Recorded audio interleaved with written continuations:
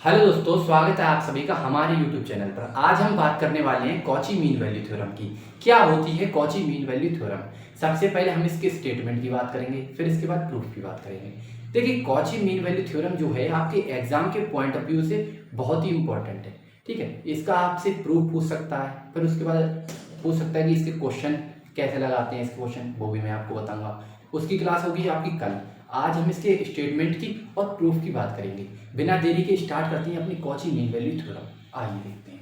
देखिए, Cauchy mean value theorem क्या होती है? इसका स्टेटमेंट कहता है कि if two functions f(x) and φ(x) satisfy the condition given below. इसका मतलब क्या है? ये हमारे पास अगर दो फंक्शन है f(x) और φ(x), ये अगर तीन कंडीशन सेटिस्फाई कर जाए तो हम कह देंगे कि हमारी कॉची मीन वैल्यू थ्योरम उस पर अप्लाई हो जाएगी।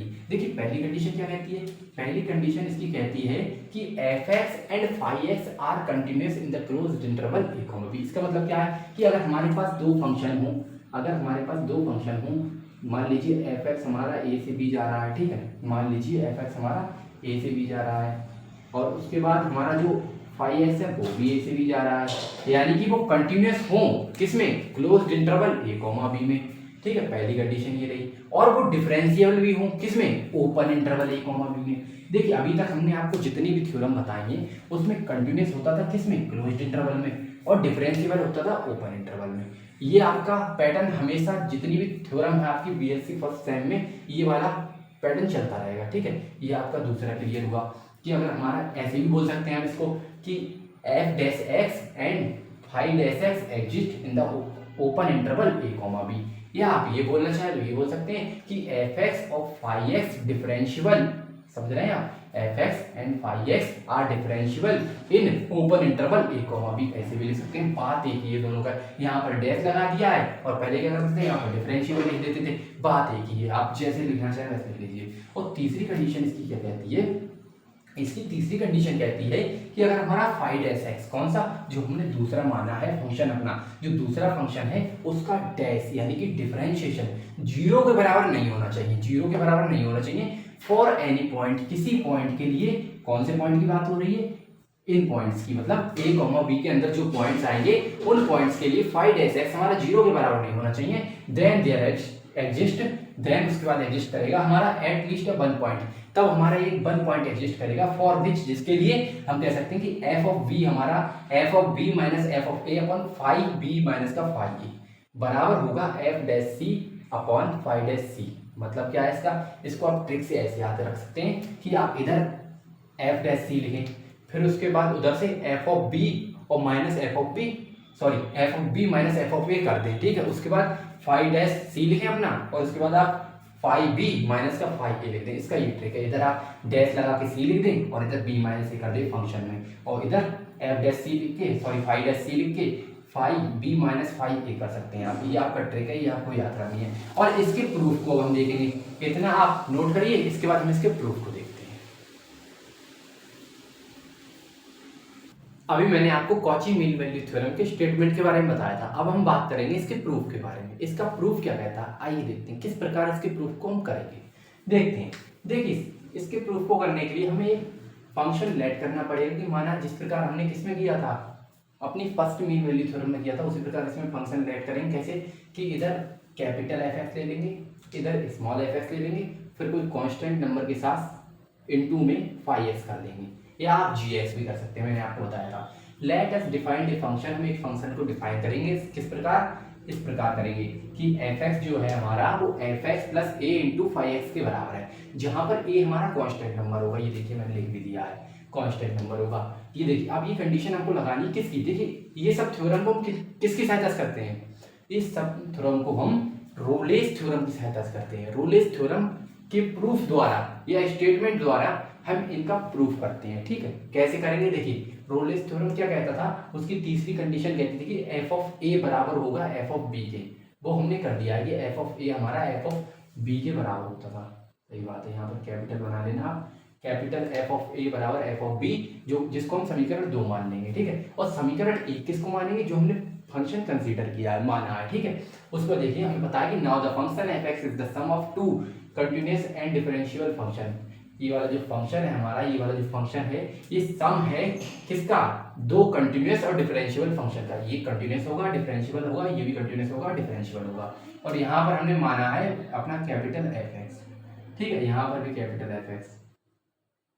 इस तरीके से आगे देखते हैं, देखिए आगे कह रहा है, ये हमने मान लिया कि दो फंक्शन हमारे कंटिन्यूअस और डिफरेंशिएबल होंगे जिसका सम हो रहा है, ठीक है। उसके बाद तीन कंडीशन ही किसमें लगती थी, ये लगती थी हमारे रोलेस थ्योरम में। क्या कहती है कि एफ एक्स जो है हमारा वो कंटिन्यूअस होना चाहिए ए कॉमा बी में क्लोज्ड इंटरवल में, और डिफरेंशिएबल होना चाहिए ए कॉमा बी में किसमें, ओपन इंटरवल में। उसके बाद एफ ऑफ ए बराबर होता था हमारा एफ ऑफ बी के। ये बात हमारी क्लियर हुई।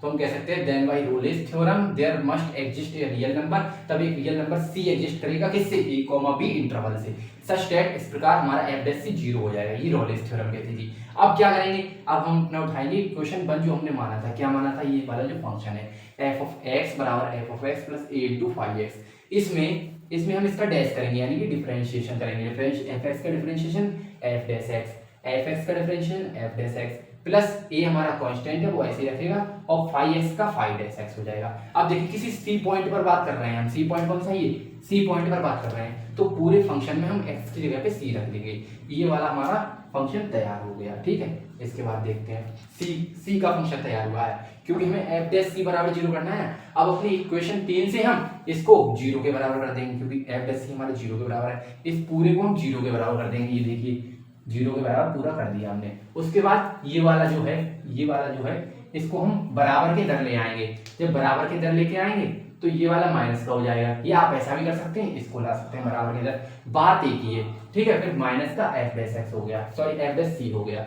उसके बाद देखिए ए को अपने यहीं रखेंगे, ए को यहीं रखेंगे और ये वाली चीज इसके बटे में चली जाएगी, क्योंकि ये इनटू में इसलिए बटे में चला गया। अब देखिए ए बराबर हमको मान मिला माइनस का एफ डैश सी बटे फाइव डैश सी, इसको मान लीजिए इक्वेशन 4, क्योंकि ये आगे हमारे काम आएगी।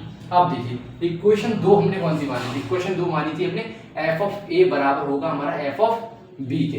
एफ ऑफ ए अगर हमारा बराबर हो जाए एफ ऑफ बी के, अब एफ ऑफ ए की वैल्यू कितनी है, एफ ऑफ ए की वैल्यू हमने मानी थी, देखिए ये देखिए एफ ऑफ ए यहाँ पर रखिए, एफ ऑफ ए की वैल्यू हमें पता चलेगी f of a plus A into five a, तो यहाँ पर हमने रख दिए f of a plus A into five a. इसके बाद देखिए यहाँ पर इंटू, ठीक है। इसके बाद देखिए एफ ऑफ बी पॉइंट पर वैल्यू निकालना है, तो F of B plus A into five B, देखिए रख दिया हमने ए इंटू फाइव बी। उसके बाद इसको इधर ट्रांसफर कर लेंगे और इसको उधर ले जाएंगे। जब ए फाइव ए और ये वाला इधर आएगा माइनस में आ जाएगा। इसमें देखिए ए हमारे पास कॉमन है, इसमें हम ए कॉमन निकाल लेंगे। ए को हमने निकाला कॉमन, बचा के अंदर फाइव ए और इधर बचा फाइव बी माइनस के साथ, ठीक है। इधर हमारा एफ ऑफ बी तो ऐसा ही था और ये जो हमारा एफ ऑफ ए था वो उधर चला गया माइनस में, तो माइनस में आ गया। अब इसके बाद ए की वैल्यू हम कैलकुलेट कर लेंगे, कैसे, ए बराबर ये वाली चीज गुणा में है, नीचे जाके इधर जाएगी बराबर की तरफ, तो ये बटे में आ जाएगी, तो बराबर में ये बटे में आ गई। F of B minus F of a ऐसे ही रहा और ये वाली चीज बटे में आ गई। ये हमारा इकलौता रह गया, ठीक है। उसके बाद हम क्वेश्चन 4 से चलेंगे। हमें पता है ए की वैल्यू हमें पता है पहले से, ए की वैल्यू पता है और इधर भी ए की वैल्यू निकाल ली हमने। जब हमने ए की वैल्यू हमारे पास है तो हम इनको बराबर कर देंगे, तो इक्वेशन 4 को हम बराबर कर देंगे, ठीक है। 4 को और 5 को, इसको आप 5 मान लो मानना चाहो तो, ठीक है। इक्वेशन 4 बराबर 5 ऐसा कर दो आप। इक्वेशन 4 और 5 को हमने बराबर कर दिया तो माइनस का एफ डैश सी अपन फाइव डैश सी आ गया, यहाँ पर ये लिख लिया हमने, ठीक है। उसके बाद ये बराबर है किसके, इसके F of B minus F of A अपन फाइव ए माइनस का फाइव बी। अब देखिए हमें पता है ये वाली चीज हमारी माइनस में है, ये वाले माइनस को हम उधर रख देंगे, माइनस को हमने इधर ट्रांसफर कर दिया। तो आप चाहे तो यहाँ पर कर सकते हैं, ऊपर वाली चीज से हम बना लो चाहे नीचे वाली चीज से बना लो, बात एक ही। तो F of B minus F of a हमको बनाना है तो नीचे हम माइनस रखेंगे। अब देखिए माइनस का अंदर माइनस जाएगा, इधर से माइनस उठाया हमने, ये माइनस इधर पहुंचा दिया, बराबर के इधर कर सकते हैं हम। इसके बाद देखिए एफ ऑफ ए माइनस का एफ ऑफ बी, माइनस जो है हमारा, ये माइनस जो है हमारा, ये इसमें मल्टीप्लाई कर देंगे हम, फाइव ए माइनस का हो जाएगा और ये माइनस माइनस प्लस का 5 हो जाएगा, तो प्लस का 5 भी हो गया और माइनस के साथ 5 ए हो गया। इतना रहा आपका प्रूफ, और यही आपके एग्जाम के पॉइंट ऑफ व्यू से बहुत ही इंपॉर्टेंट है। ये आपके एग्जाम में 15 नंबर में क्वेश्चन आता है, अगर इसके साथ एक न्यूमेरिकल देते हैं तो पूरा 25 नंबर का हो जाता है।